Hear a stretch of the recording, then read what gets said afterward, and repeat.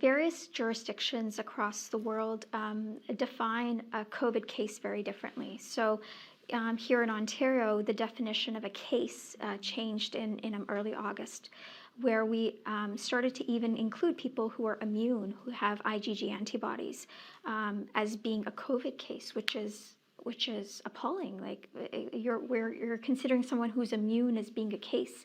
If someone is swabbed multiple times and comes up positive multiple times, they're counted as a new case each time.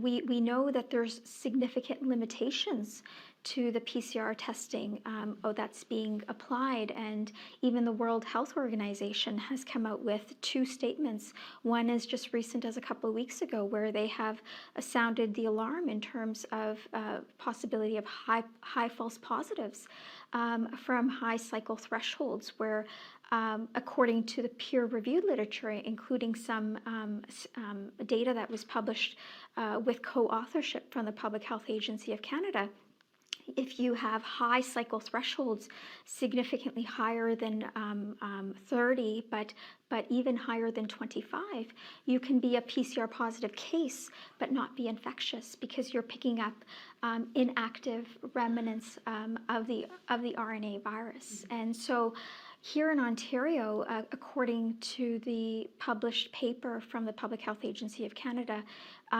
Ontario labs are using cycle thresholds varying from about 38 to about 45. And now there's more and more peer-reviewed literature coming out showing that it's very unlikely to have a viable infectious virus culturable if you're using a PCR cycle threshold above 25, and definitely if you're using one above 30.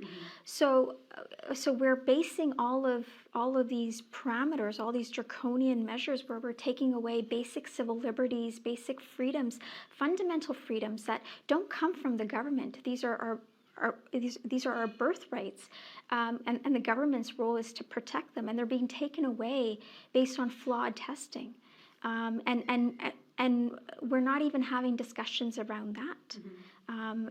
When these questions are raised to government officials, again, there's silence, right? So these are discussions that need to be happening. These are debates that need to be happening, and if we're not going to have them now, when are we going to have them?